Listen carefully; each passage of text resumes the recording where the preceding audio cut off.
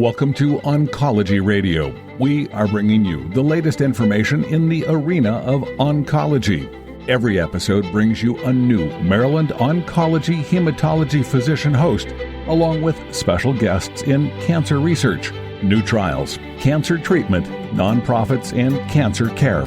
Maryland Oncology Hematology is broadcasting Oncology Radio from one of our 14 locations throughout Maryland. You can find Oncology Radio on Spreaker, iTunes, Google Play, Spotify, and iHeartRadio. So stay tuned and welcome to Oncology Radio. Welcome, everyone, to tonight's Oncology Radio podcast.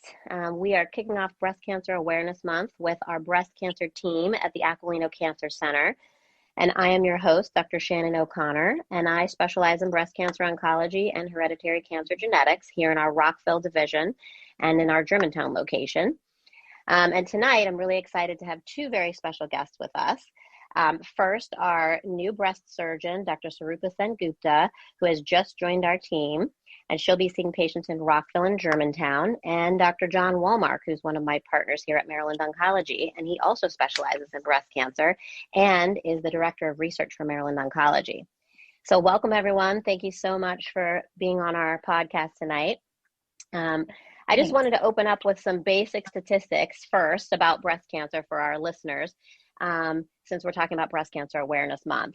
So as you guys know, there's about 275,000 new cases of breast cancer diagnosed in the United States each year. And breast cancer is the second leading cause of death in women, just behind heart disease. So it's obviously a very important common disease. It affects many women in our community. So I'm really glad that we're talking about it tonight. So let me start with you, Sarupa, Dr. Sengupta. Will you tell us a little bit about yourself and where you're coming from and your background? Yeah, absolutely. Thank you so much for having me on the podcast today. My name is Sarupa Sengupta. I joined the Adventist community in 2016 after completing my fellowship in breast surgical oncology at MedStar, Georgetown, and Washington Hospital Center. Prior to that, I did my surgical residency at Robert Wood Johnson in New Jersey. I joined Maryland Oncology in August of this year, and I'm very excited to bring surgical services to an already fantastic oncology team. Well, we are happy to have you and really excited to have you join the team. And John, Dr. Wallmark, do you want to tell us a little bit about yourself and how long you've been with the practice? Yes, thank you. Thank you, Shannon. I have been with this practice, what was previously known as Associates in Oncology, Hematology, now Maryland Oncology, for I guess close to 21, 22 years. It's been an awfully long time. I joined the practice out of fellowship in 1998. I did my fellowship oncology hematology training at the University of Pennsylvania. Prior to that, I did my internal medicine training at the University of North Carolina at Chapel Hill. And I've been with the same group of excellent oncology clinicians since that time. Interestingly, when I was a fellow, my areas of focus were breast cancer and lymphoma, so I never really looked back. I've always, enjoyed being involved in breast cancer in terms of research and taking care of women. I think the broad breadth, if you will, of breast cancer everywhere from prevention to treatment of advanced breast cancer just lends itself to, incredible opportunity to be involved in this specialty. So that's been my focus. And as you pointed out, and I'm going to talk about later, strong interest in clinical research in the community. So very excited to be here tonight. Yeah, thank you. Thank you to you both. And yeah, John, we're going to come back to the research at the end. I'm excited to hear all about our trials. So let me start with you first, Dr. Sengupta. Let's talk about breast cancer screening, not only just for patients, but for providers that may be listening. Can you tell us a little bit about the guidelines for mammograms and when a breast MRI might be useful? Walk us through that. This is definitely one of the kind of the most important aspects of just kind of taking care of breast cancer patients, as well as just as a woman, one of the most important aspects of our preventative health. So a couple of years ago, the U.S. Preventative Service Task Force actually changed some of the mammography guidelines. Historically, we knew the guidelines to be every woman starts annual mammography at age 40. Now the guidelines shifted a little bit to kind of give patients and practitioners a little bit more leeway given what we know about the incidence of breast cancer in this country. So there was a little bit of a change saying that the mammography can now begin at age 45 and can be done every 2 years up until I think age 55, and then annually until age 70. And at age 70, you kind of have a conversation with your clinician about whether, you know, what the risk benefit ratio at that point is to continue mammography. Now, there was a lot of controversy surrounding this recommendation, and where it got very confusing is various different medical societies disagreed with that assessment. So I think the big takeaway point from this is, you know, from a screening perspective, most of us in the breast cancer field do still recommend that women begin annual mammography at age 40. Now, that being said, these guidelines did give us a little bit of leeway in the cases of women who have zero family history, are very low to average risk. Is it okay for those patients to maybe start their mammograms at 45? Absolutely. It is a conversation that needs to be undertaken with your primary care physician, gynecologist, or whoever you see for your routine care. But in general, the recommendation still remains to begin annual mammography at age 40, and kind of any deviation from that should be a conversation that you undertake with your physician. Yeah, thank you for pointing that out. Sorry, I'm losing my voice all of a sudden. No, but hey, no, I agree. I'm sorry, go ahead. Oh, sorry, go ahead. I said you had asked me a question about when MRIs might be useful. And that's actually a really interesting question, because MRIs are not part of our routine screening. MRIs are used as an adjunct when a woman has a diagnosis of cancer.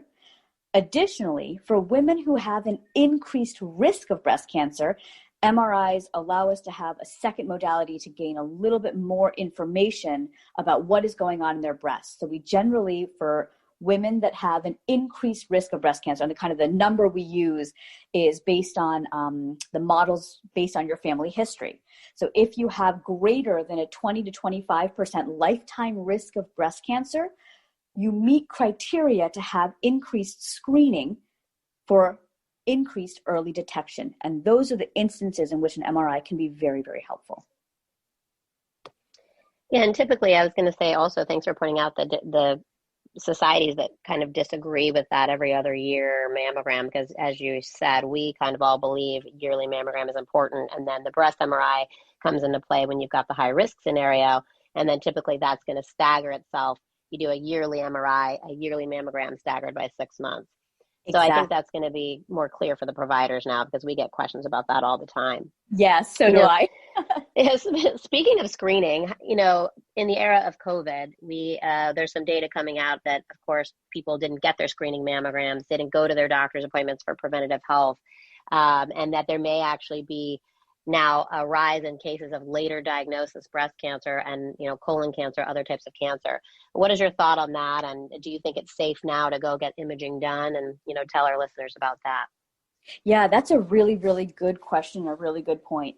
I think that, you know, obviously we are in an unprecedented time with this novel coronavirus that has kind of been wreaking havoc through our country.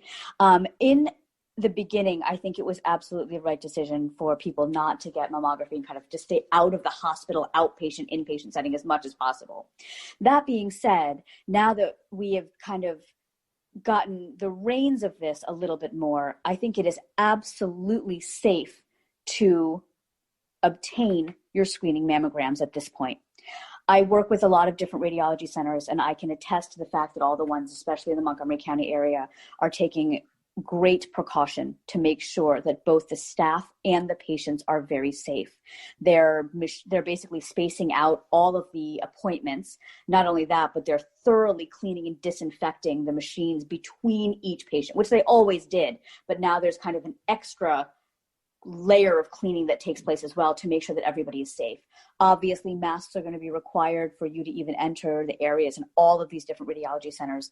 And they're taking extra precautions by temperature checks and screening questions for pretty much every patient and every staff member that comes through.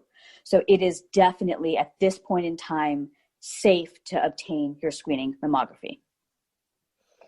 Now, speaking of screening mammography, what if a patient goes and has an abnormal mammogram? Walk us through that. Where do they go next? What do they expect?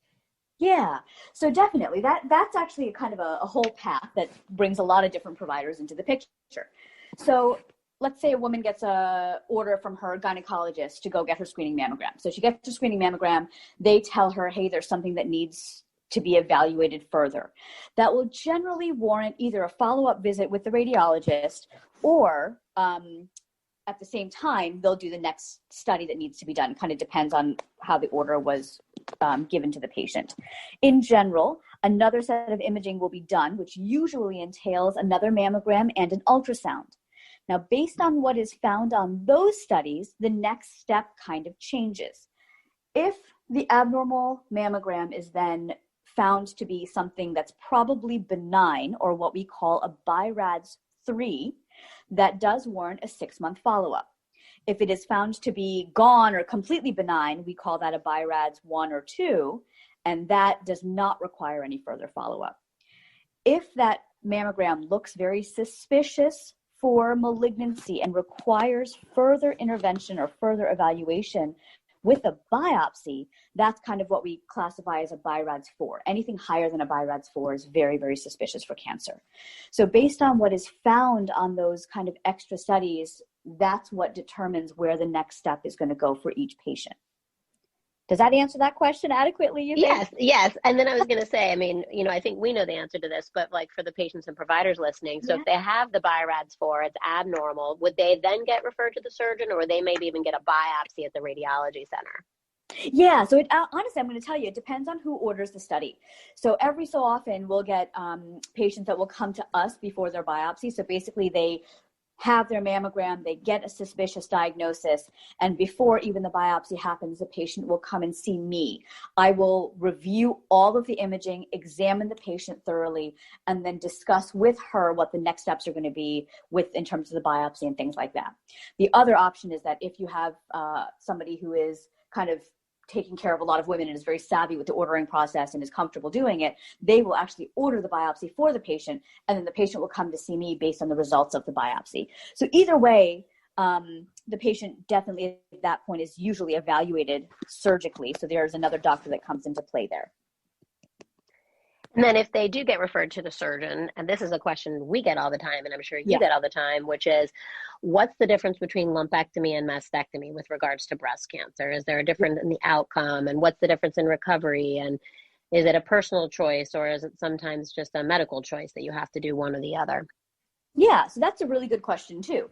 And without getting too much into the weeds, I'm going to give kind of a general description.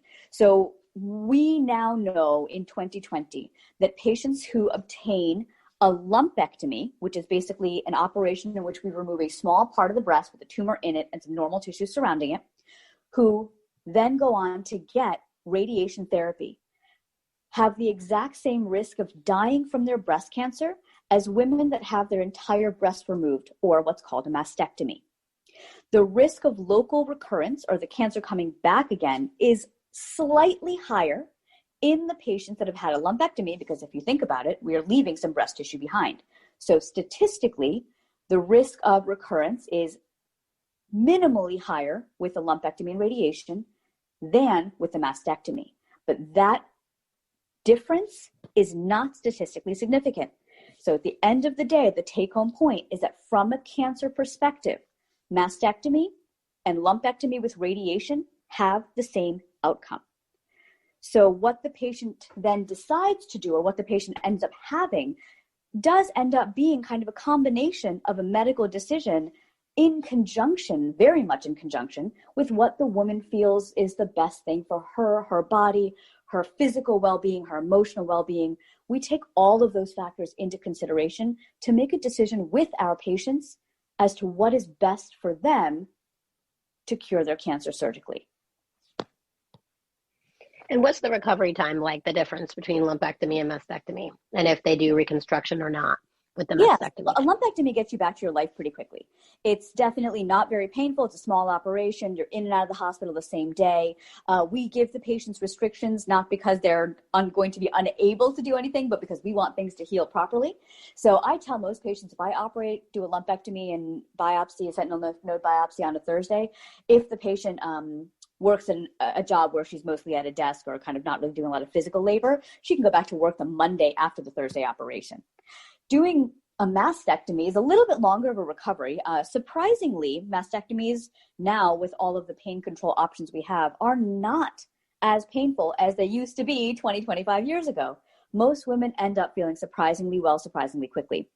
We do have probably a 2 to 3 week recovery period for a mastectomy. Again, and this is not when you're just lying in bed kind of debilitated, but in a situation where we give you our restrictions are more stringent.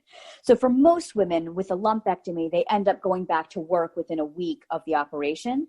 With a mastectomy, they end up going back to work probably within 3 weeks of the operation at pretty stable capacity as from before. So the recovery is definitely longer. And obviously, if you have a reconstruction, there's a little bit of more time added on to that recovery period. But all in all, I think it's really been surprising to most of my patients how well they feel very quickly after surgery for both operations. Great. Yeah, that's useful information because we get that question a lot. And I think patients are worried about the recovery time. So last set of questions for you, Sarupa, would be what would a provider do or a patient do if they have a family history of breast cancer? Would they come straight to the breast surgeon? Would they come to someone like myself who does genetics? What are your thoughts on that? Yeah. So honestly, I think that the big take home point for the women that have family history is they need to be evaluated by a breast specific person, whether that is the breast surgeon or somebody who's qualified in genetics. So for my patients that come to me, because I am not a certified genetic counselor, I will actually set them up with all the high risk screening, get the testing drawn and everything, but then I usually will refer them on for specific counseling. For the women who come to see you, obviously, if they have something that is significantly high risk, like a BRCA mutation, at that time, it does make sense for that patient to be followed by a surgeon, because at that time, surgical decisions kind of come into the picture and need to be evaluated with each patient. So whether they see a medical oncologist, genetic counselor, or a surgeon, they do need to get plugged in with a kind of a specific doctor who is qualified to take care and evaluate patients that have a high risk. Yeah, and I think that's important for the providers listening to know that, who would you think of as high risk? Who is almost everybody's got some cancer in their family somewhere in some generation. And so what I always tell my referring providers is, if a patient is Ashkenazi Jewish and they have any family history of cancer, they need to be evaluated by someone, a genetic specialist or someone like that, because they have a very high instance of having a genetic mutation of BRCA1 or 2.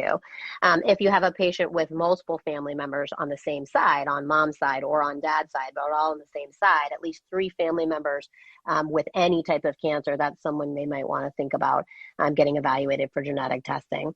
Multiple family members with breast or ovarian cancer, anyone in the family with ovarian cancer really qualifies you for genetic testing. So those are some key takeaway points. There's a million criteria that we don't have time to talk about today. That would be a whole nother podcast. But so I think for the providers out there, those are the key points. Ashkenazi Jewish with any cancer family history themselves or anyone in their family with cancer, 3 cancers on the same side of the family, anyone with family history of ovarian cancer or multiple breast cancers. That's the key takeaways for today. So anyway, I want to shift gears a little bit and get over to John's part here and talk about how we kind of treat our breast cancer patients as a whole in general. And so we are a comprehensive cancer care service here at Aquilino Cancer Center. We've got social workers and psychotherapists and dietitians and integrative oncologists. We're opening a center for healing that's going to focus on patients' well-being mentally and physically as well, and focusing on their family's well-being. But we also have a very robust and excellent clinical research program, and Dr. Wallmark is the head of that for Maryland Oncology. So John, tell us a little bit about the program, anything you want to tell us about the trials, Sure. et cetera. Thank you. Yes, be happy to. Really, clinical research has been my passion in being in practice for the last 20 plus years. So, and I've really had the privilege to see, specifically in breast cancer, the mortality improve from, over the last 20 years. You can see the mortality curves for women diagnosed with breast cancer, early breast cancer, as well as metastatic breast cancer or stage 4 breast cancer, really improve. And that's very heartening to see that. And really the progress that we've made is really the result of clinical trials.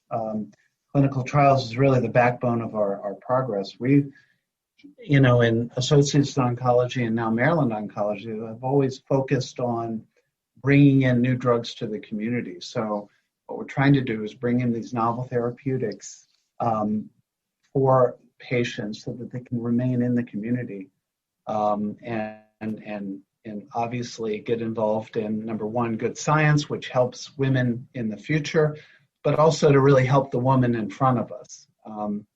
And I'll give multiple examples of how we've been part of that, but that's always an emphasis, is you can have high level, new drugs, new therapeutics options for that right here in the community at Aquilino.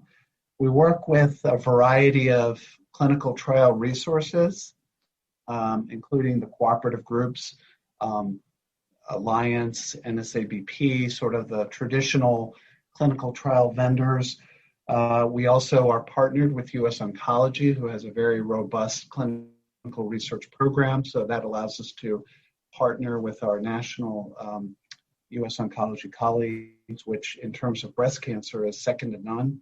And we also work with the pharmaceutical industry directly in an independent fashion to get clinical trials. So we have a variety of avenues by which clinical trials are coming into the practice, and we have a group of very dedicated investigators, including myself and you, Shannon, as well, participating in being a principal investigator. We conduct clinical trials from phase 1, which is very early drug development, mainly in women in terms of breast cancer who have advanced to stage 4 breast cancer, where we're really trying new drugs, all the way to phase 3, where we're trying to get approval for drugs, FDA approval. So we're involved in all of those phases. And I would say that our clinical trial portfolio really rivals,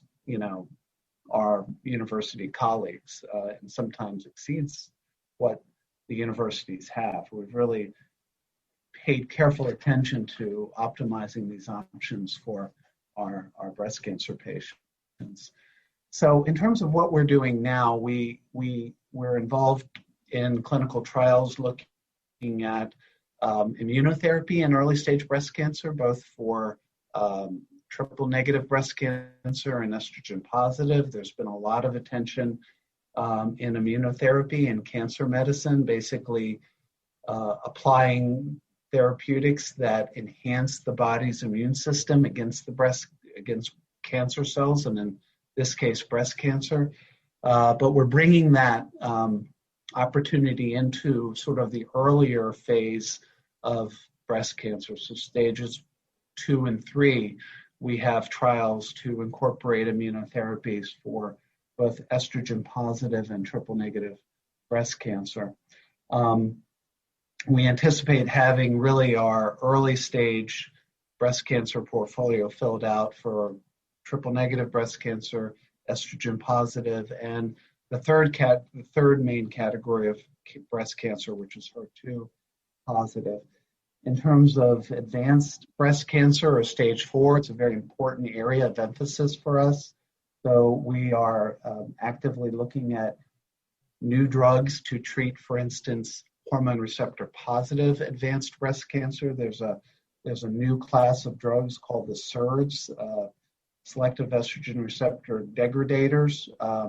This is a very important new class of oral medications that will help control advanced breast cancer for a longer period of time and really extending the life and the quality of life of women.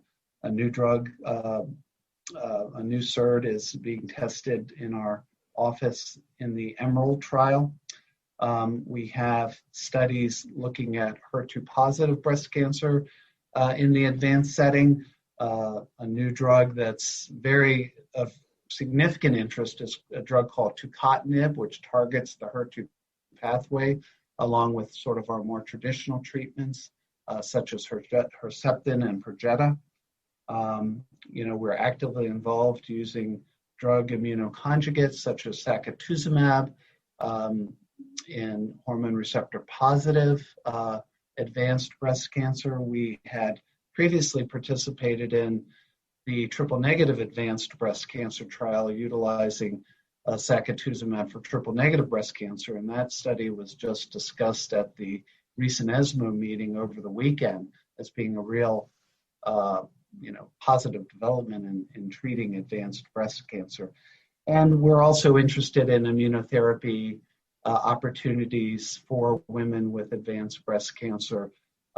As I mentioned, we're using novel immunotherapeutic mechanisms. So we're really, not to get too much into the weeds, but we're really trying to offer clinical trial opportunities in all of our breast cancer patients from early stage to advanced and through multiple lines of therapy. So we always have something new to offer. And as I said earlier, it's really the backbone of our success in breast cancer over the last 20, 30 plus years.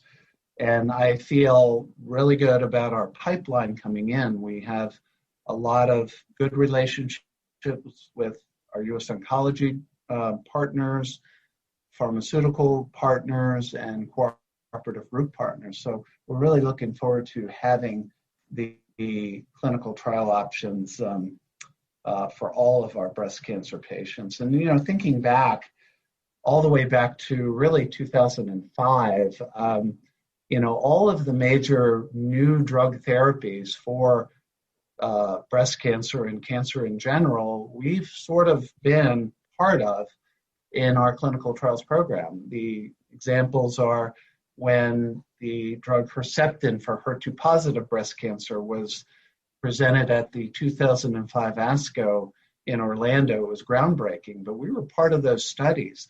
Our patients, our breast cancer patients, had the opportunity to get Herceptin for HER2-positive early-stage breast cancer, before it was approved, and that's just fantastic.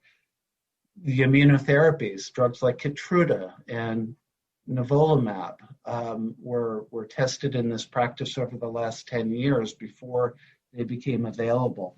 Drugs like Avastin, which is an anti-angiogenesis drug. We've been involved in really all of those major advances. So it feels really good to be able to talk about this and offer this, and very excited to look to the future with our clinical trials program. Yeah, I mean, I can attest to being in this practice for 9 years that we have always, like you said, John, had cutting edge trials. We have trials at multiple sites. I think it's important to point out, we're mostly in the Rockville office, us three here on the call, but we've got a Germantown site, which we're going to get up and running with our research. We've got Bethesda, which is very involved with research, and we even have other sites as well, Silver Spring, Columbia, Southern Maryland. So if a patient was interested in a clinical trial, John, can you kind of walk through what they would do, who they would contact, how they get an appointment, et cetera? Well, typically, there's a couple of ways that, certainly patients within our practice, women who are already patients of ours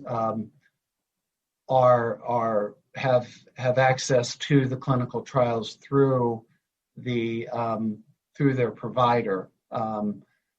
Women who are hearing this and are interested in our program, would have the opportunity to contact our research leads. Linda Iavani is sort of the overseer of the program, and she's my sort of partner in crime, but certainly happy to receive emails from patients in the community about clinical trials.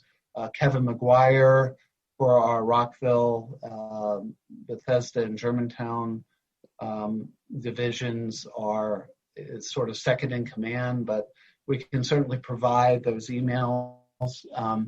Or women can simply, who have a diagnosis of breast cancer, who can set up either a primary or a secondary opinion type consultation with one of our breast cancer specialists. Myself, Dr. O'Connor, and Dr. Hendricks all focus on the medical oncology aspects of breast cancer, and we're all obviously very aware of the clinical trials program. So, certainly happy though to take emails or calls from women who are interested in the program to see if we have a clinical trial opportunity. As one additional very sort of unique clinical trial opportunity that we are going to be offering at the Aquilino Center doesn't have anything to do really with breast cancer treatment, but rather dealing with stress, anxiety, and depression in cancer patients in general, particularly patients with advanced cancer. And we are actually conducting a study utilizing an old psychedelic drug known as psilocybin. There's a lot of evidence in patients with depression, and in particular cancer patients with depression and anxiety, that utilizing the psychedelics, particularly psilocybin, can result in a marked improvement in terms of symptom control. So we are launching a clinical trial looking at utilizing psilocybin in our Aquilino Cancer Center to help cancer patients with anxiety and depression. So I definitely didn't want to miss talking about that. I think that's a unique opportunity that we have that kind of goes above and beyond the usual therapies, which are very important, but paying attention and taking a more of a holistic approach. So very excited about the psilocybin project. Yeah, thank you for sharing that. And we do have a psychotherapist here in the Cancer Center as well. So for our current patients undergoing treatment, we also have therapy options for them. And then the therapist can also offer these clinical trial options, et cetera. So there's a lot of extra options out there for our patients undergoing the stressful cancer diagnosis that they have.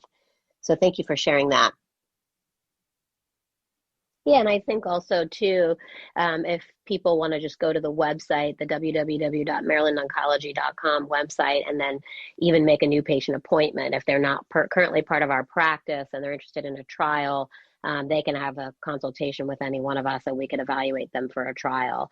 So maybe at the end of the podcast, we can give out a little bit more information about how to go about doing that. I guess one last question for you, John, not to put you on the spot, but is there one particular trial that you're really excited about or you want to elaborate a little bit more on for breast cancer? Well, I'm excited about, I'm excited about all of the clinical trial opportunities. An example of probably one of the most important areas of investigation, if you will, is the, what are these new immunotherapies going to result in terms of helping women with early breast cancer? So I'm particularly interested in the two trials that we have right now for early stage breast cancer, we know that in the more advanced breast cancer stage, that the immunotherapies have resulted in improvements in survival. So women with stage 4 breast cancer are living longer as a result of receiving immunotherapy, specifically in the triple negative subset. And we want to see if that improvement in stage 4 will translate into more cures for earlier stage. So I think the immunotherapy trials that we're working on for early stage breast cancer is particularly exciting to me. There are in terms of the estrogen positive breast cancer, again, I had mentioned we're getting a whole new family. We've been working with the aromatase inhibitors for years now, drugs like Arimidex, letrozole or Femara and Aromacin,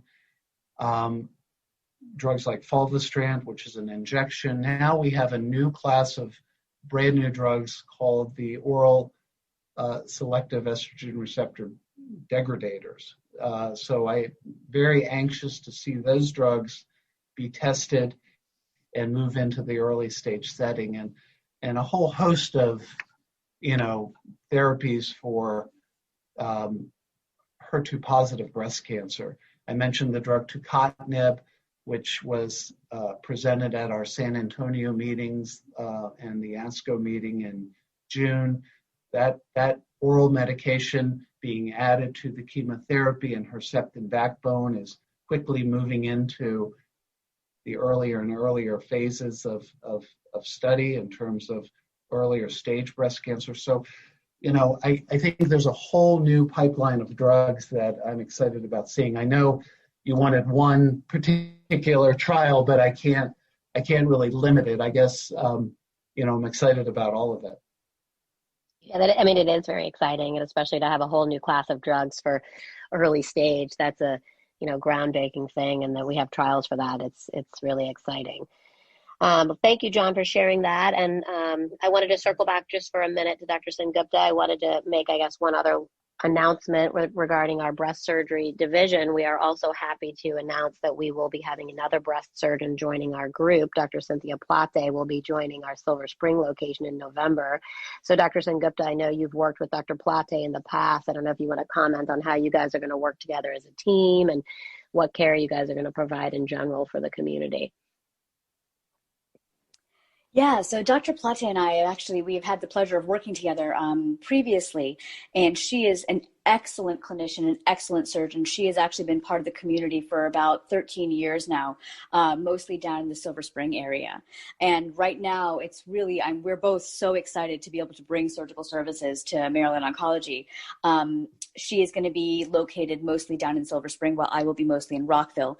That being said, we do have cross coverage for each other. So if patients want to see us in either location, they're more than welcome to do that as well.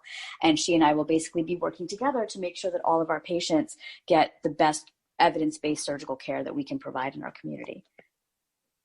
Yeah, we're really excited about that. We're very excited to have you, Dr. Sengupta, joining our team, and Dr. Wallmark, the head of research. And I want to just wrap it up tonight and just really emphasize that here at Aquilino Cancer Center, we do have comprehensive cancer services. Like I said before, integrative oncology, dietitians, social workers, nurse navigators, et cetera. So we have a really dedicated breast cancer team, radiation oncologists, and then medical oncologists, of course, too. So I wanted to just bring this to the forefront because of Breast Cancer Awareness for October. And then with that, we will close the podcast. So I thank you both so much for joining us tonight, and have a great night. Thank you, Shannon. Thank you. Thanks for listening to our latest episode of Oncology Radio. You can find the broadcast on Spreaker, iTunes, Google Play, Spotify, and iHeartRadio.